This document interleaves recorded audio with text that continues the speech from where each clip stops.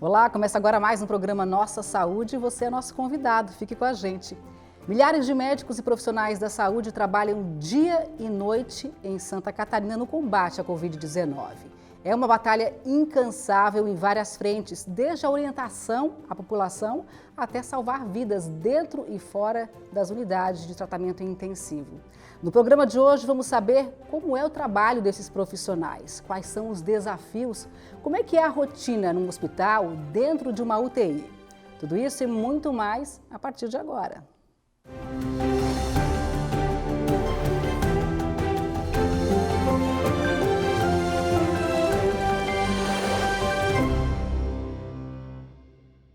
E os nossos entrevistados de hoje são o Dr. Ademar de Oliveira Paes Júnior, radiologista e presidente da Associação Catarinense de Medicina, e também o Dr. Fernando Graça Aranha, cardiologista, intensivista e diretor técnico do Hospital SOS Cardio em Florianópolis. Sejam muitíssimo bem-vindos aqui ao programa Nossa Saúde.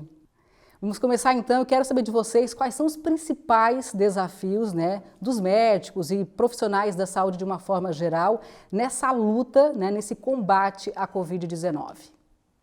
Olha, nós estamos vivendo uma situação absolutamente inédita, em que toda a sociedade, toda a classe médica, toda a estrutura médica hospitalar está sendo mobilizada em torno de uma doença, Nós já tivemos doenças semelhantes, como o caso, por exemplo, como o H1N1, mas o impacto não chegou nem perto do que está sendo, incluídos os impactos econômicos e sociais que isso acarreta. Mas a Associação Catarinense de Medicina, já desde o final de 2019, já vem acompanhando esses fenômenos que vinham ocorrendo, a evolução da epidemia, desde quando estava ainda centrada na China, na Europa, e já iniciou um projeto de mobilização junto com toda a sociedade civil para que a gente pudesse prover algumas estratégias que considerávamos essenciais. Primeira estratégia, uma estratégia de comunicação, de informação, tanto para a população e também para a classe médica, porque a ACM ela é uma associação científica e ela reúne todas as sociedades e especialidades. Então, nós buscamos centralizar informações adequadas, corretas, replicando fontes relevantes, para que a população e os próprios veículos de imprensa tivessem um acesso qualificado. Estimulamos as sociedades de especialidade a fazer cursos, treinamentos, desde atualização em Covid, também o número de artigos científicos ele é gigantesco, até o mês de julho já foram 20 mil só em artigos publicados só em 2020. Então, nós precisávamos desse apoio, e estimulamos muito isso, cursos de intubação orotraqueal, de treinamento e uso de EPIs no estado inteiro. E nós estabelecemos alguns pilares de infraestrutura que eram importantes. E os médicos catarinenses estão aí empenhados nessa luta desde o início, e não há nenhuma dúvida que enquanto tiver um paciente com Covid, vai ter um médico catarinense do lado desse paciente. Sim. Obrigada, doutora Ademar. Doutor Fernando é cardiologista, intensivista, está na lida no dia a dia, está enfrentando essa doença aí, essa rotina dentro de UTI, dentro de um hospital. E aí poderia contribuir, então, falar um pouquinho sobre os desafios, na sua opinião? Olha, como disse o Ademar, essa doença, essa pandemia trouxe algumas coisas completamente inéditas aí, diferentes, mesmo para quem já tem e tinha muita experiência no trato desse paciente. Falando dos médicos, mas dos profissionais de saúde em geral que lidam com esses pacientes, a gente notou desde o início, desde antes do início, quando nós estávamos ainda na fase de nos preparar, com as informações que a gente recebia ainda da Ásia e da Europa, nós notamos já uma diferença grande. A primeira delas é que há um receio muito maior do que já existiu na própria segurança. Então, muitas pessoas ficaram extremamente inseguras, não só médicos, todos os profissionais, em trabalhar com isso. Felizmente, a enorme maioria dos profissionais de saúde foi para a linha de frente, foi para frente, com as devidas proteções, os devidos cuidados. Houve um grande treinamento na maioria dos hospitais e em relação ao uso dos equipamentos de proteção individual. Os hospitais investiram muito nisso, uma soma enorme de dinheiro para comprar, é uma coisa sem precedentes. Uma outra coisa bem diferente dessa pandemia é o fato de que os pacientes ficam sem as famílias, sem receber visitas, ficam completamente isolados. Isso gera uma situação bem diferente, né? Alguns hospitais, lá, o nosso hospital aqui em Florianópolis é um deles, já vem de muitos anos permitindo que a família fique, mesmo na UTI, mesmo em pacientes muito graves, a família fique 24 horas junto do paciente, né? E os outros, a maioria dos hospitais, pelo menos algum grau de visita estendida, participação da família já é comum hoje em dia, né? Já é uma coisa tradicional. Isso foi completamente... houve um retrocesso enorme em relação a isso, as famílias não podem ficar junto por questão de segurança. Desde que o paciente chega praticamente na emergência, ele é separado, né? A família não entra junto, não fica junto, ele é internado e fica sozinho, seja no apartamento, seja na UTI. Alguns que estão mais lúcidos ou que estão em condições de se comunicar, até a gente deixa ficar com os celulares e tudo para poderem falar com a família, mas os mais graves não conseguem esse grau de comunicação, então a comunicação é feita com os médicos e com a enfermagem através do telefone, né? A gente liga para dar notícia. Isso gera uma ansiedade enorme nos pacientes, nas famílias e também nos profissionais de saúde, né? Que estão lidando ali com a ansiedade do paciente e com esse tipo de coisa. E a terceira coisa diferente é que, embora numa UTI os profissionais, os médicos em geral e os profissionais já estejam acostumados aos pacientes graves, né? Esses pacientes são, em média, diferentes. Em média, a gravidade é muito maior, são pacientes que requerem uma atenção muito maior do que os pacientes comuns, vamos dizer assim.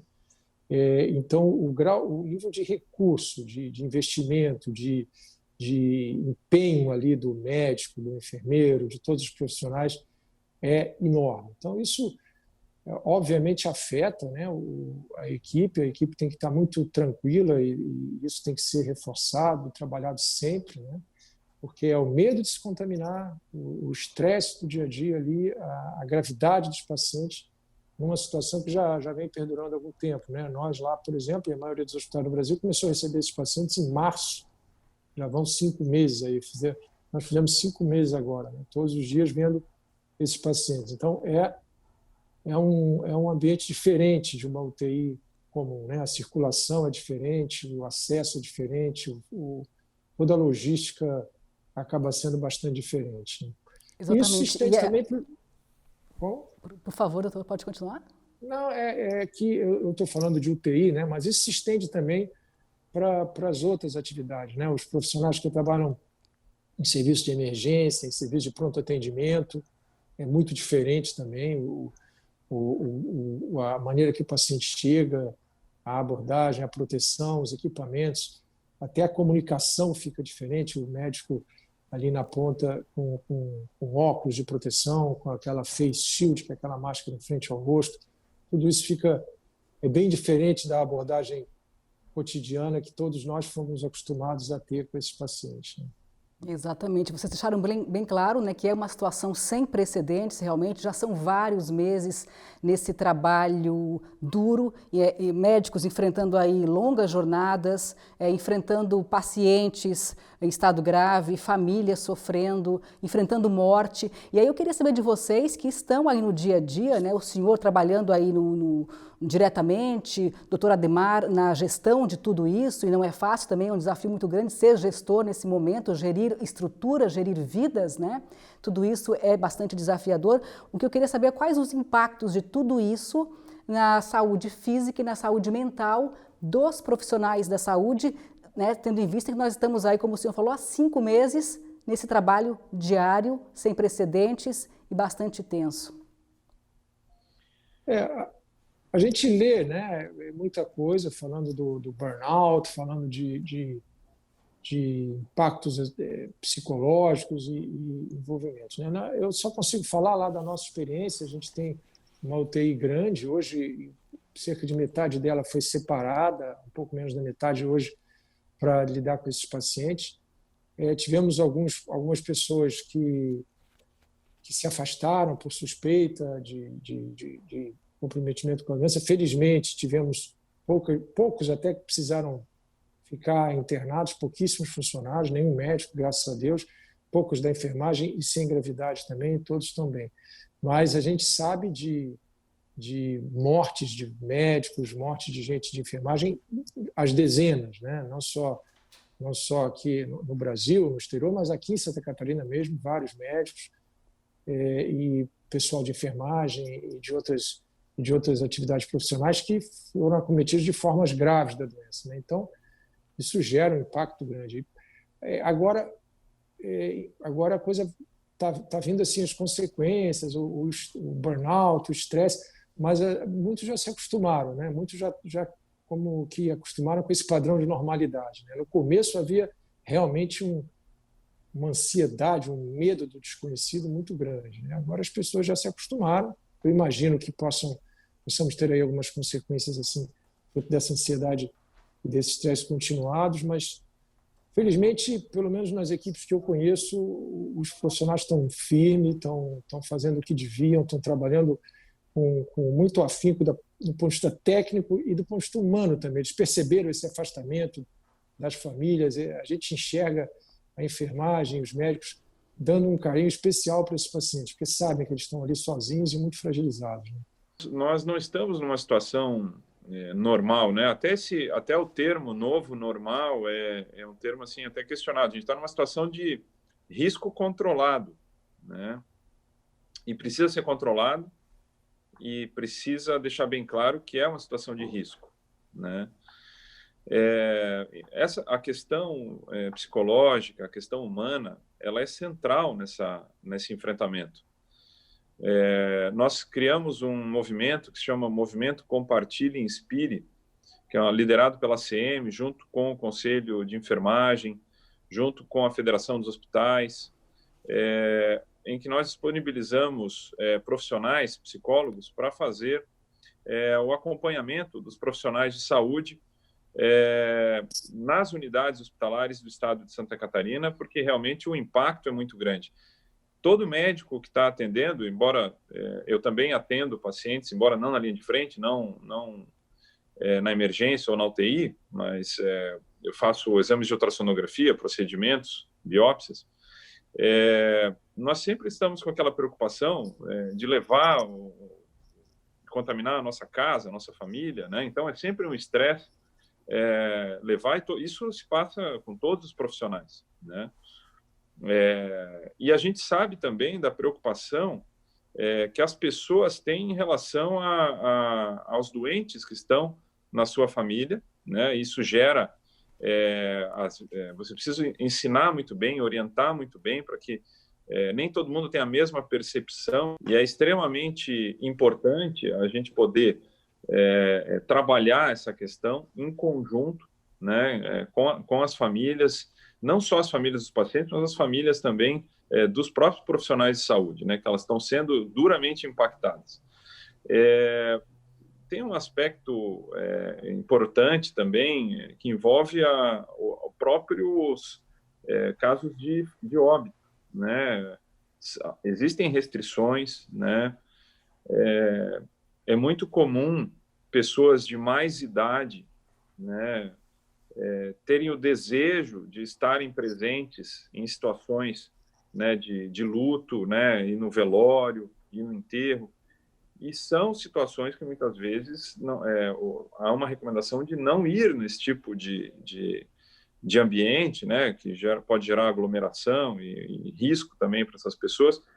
Até essas situações geram estresse nas famílias, né? Então, está havendo aí uma mudança muito grande e com um grande impacto. A questão humana, ela precisa ser central nisso. É lógico que os desafios práticos, operacionais, isso aí a gente precisa resolver. Mas, como disse o doutor Aranha, é extremamente importante a gente ter essa centralidade na pessoa, essa centralidade no paciente, no profissional. Até o início de agosto, nós tivemos aí mais de 500 médicos contaminados com Covid só em Santa Catarina, né? Mais de 7 óbitos, né? É extremamente duro, né, na minha situação como presidente da Associação Catarinense de Medicina, assinar uma carta de condolências, como nós fazemos para as famílias, né, dos médicos que foram a óbito, sabendo da dificuldade, mas também, de certa forma, reconhecendo a importância desse trabalho, né? Nós vamos fazer agora uma pequena pausa e a gente volta em seguida com muito mais informações para você. Não saia daí.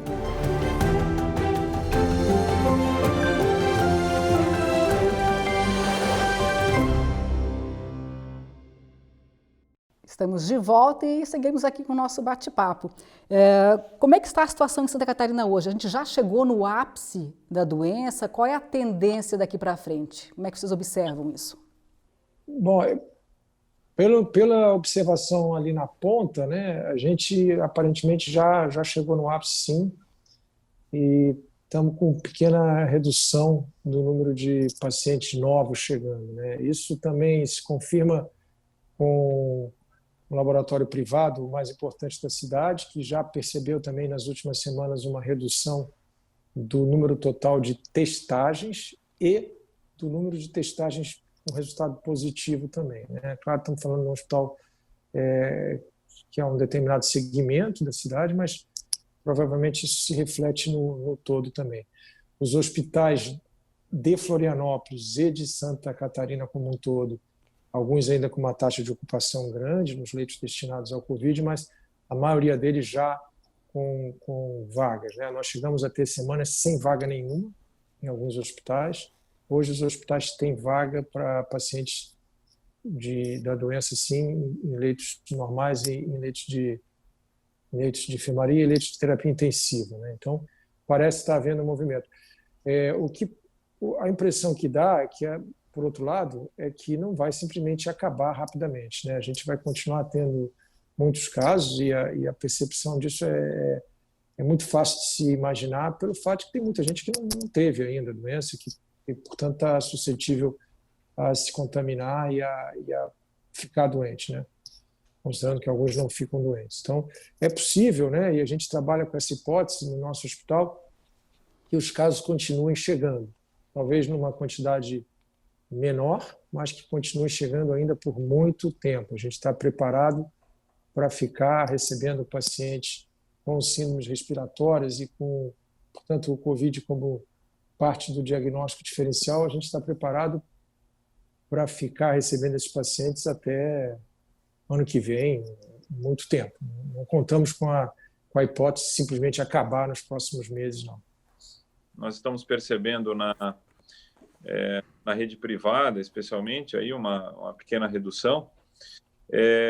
Embora o RT, o Índice de Transmissibilidade de Santa Catarina, agora projetado para o que foi projetado para o mês de agosto, tenha sido na faixa entre 1,08 e 1,38, o que, num âmbito populacional, ainda pode corresponder a um aumento do número de casos, que não significam internações, né?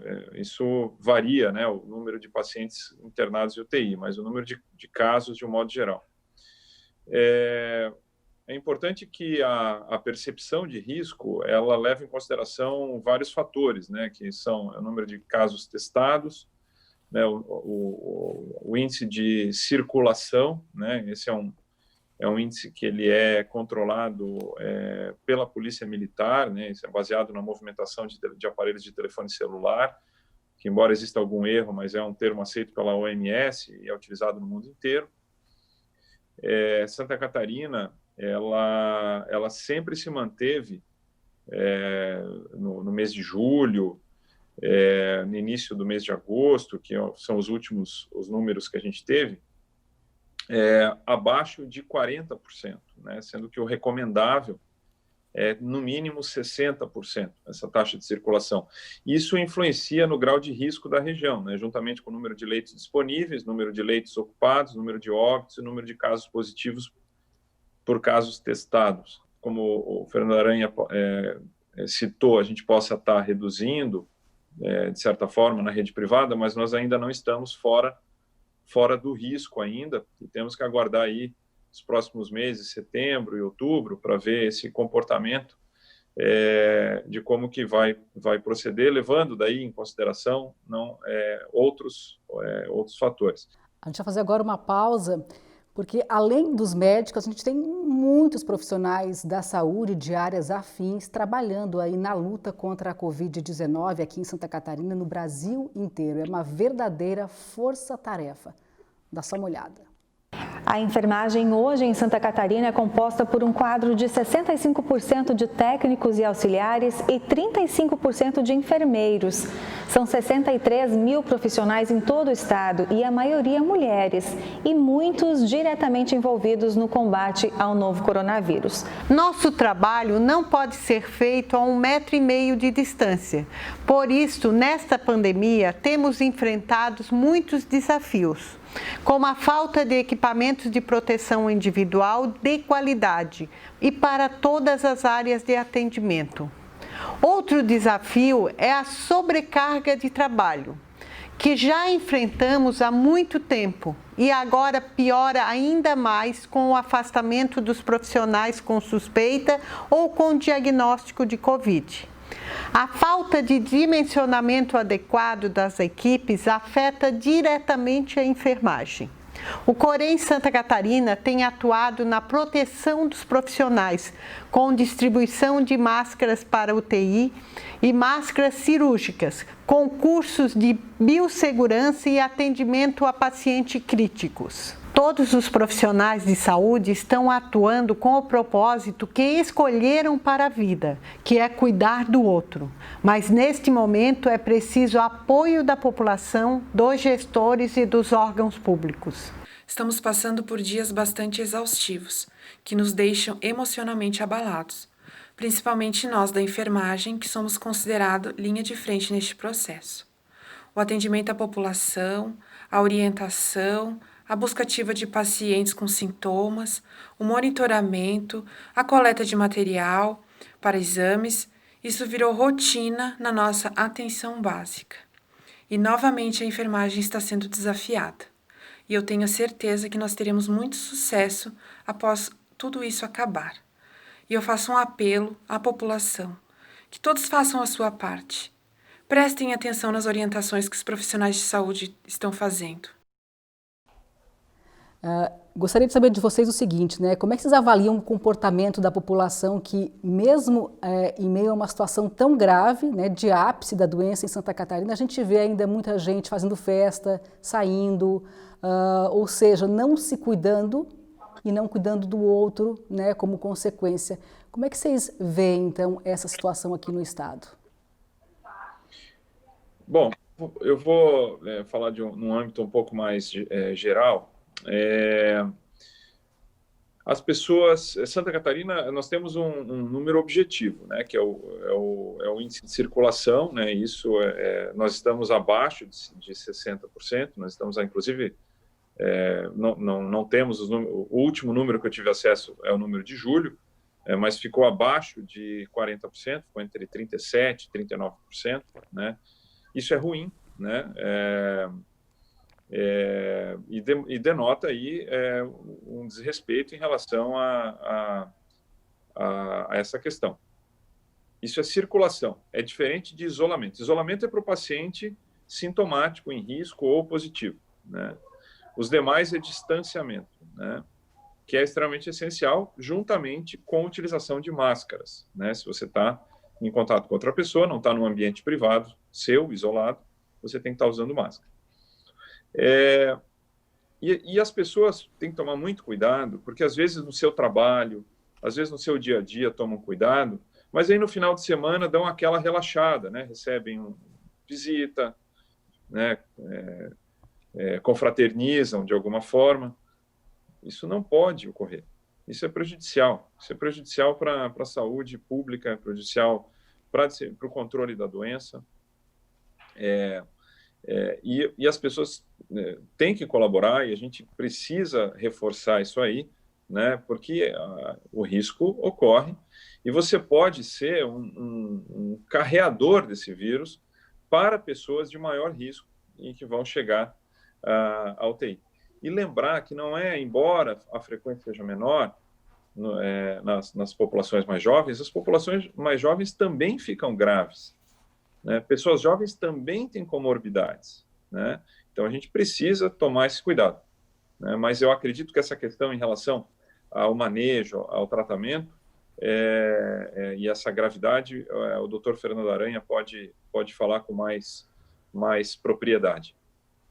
Eu acho que, infelizmente, nós vamos precisar ainda ficar muito tempo tomando muito cuidado, né, para não se contaminar e, como disse o Ademar, para não contaminar os outros, né? Quer dizer, além do autocuidado, tem a questão realmente de responsabilidade para não colocar o outro, né? E o outro pode ser um conhecido ou um desconhecido em perigo, né? Nunca é muito repetir que o mais importante, na minha opinião, considerando que a pessoa está contaminada ou haja suspeita, né, de que esteja contaminada, é a abordagem precoce, que envolve um acompanhamento horizontal desse paciente, porque a doença tem fases, né? A primeira fase é uma fase viral, depois o paciente desenvolve uma fase inflamatória.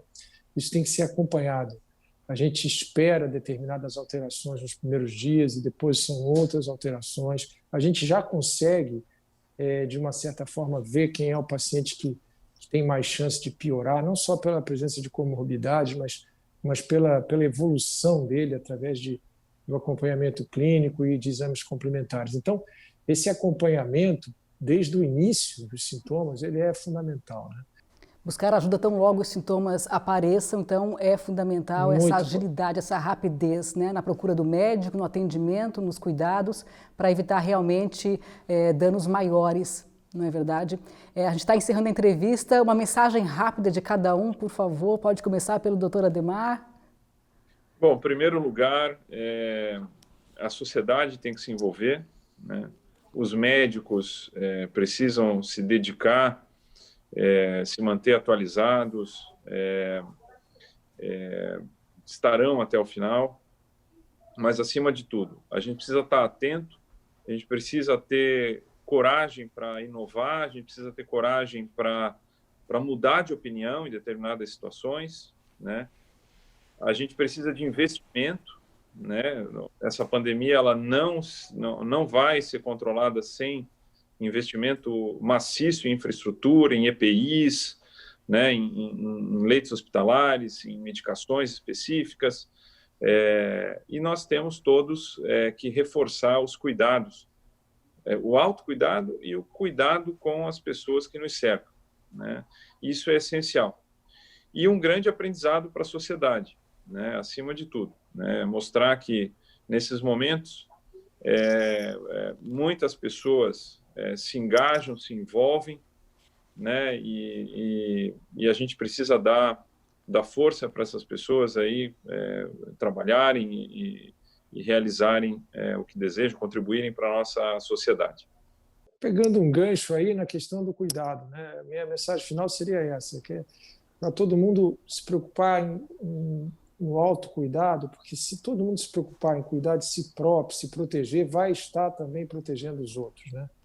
E aí vai gerar um benefício coletivo através de uma preocupação individual, que cada um tem que ser em se proteger e, portanto, proteger a todos, né? E não aceitar explicações fáceis de qualquer anormalidade, qualquer sintoma, sempre procurar assistência o mais rápido possível para que sejam identificados os possíveis fatores agravantes, os possíveis fatores que aumentem o risco, né?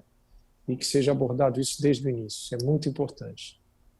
Muito obrigada pela participação de vocês aqui no Nossa Saúde, com tantas informações aí relevantes para os nossos telespectadores. A vocês, obrigada mais uma vez e sucesso no trabalho. Obrigado, boa tarde. Obrigado.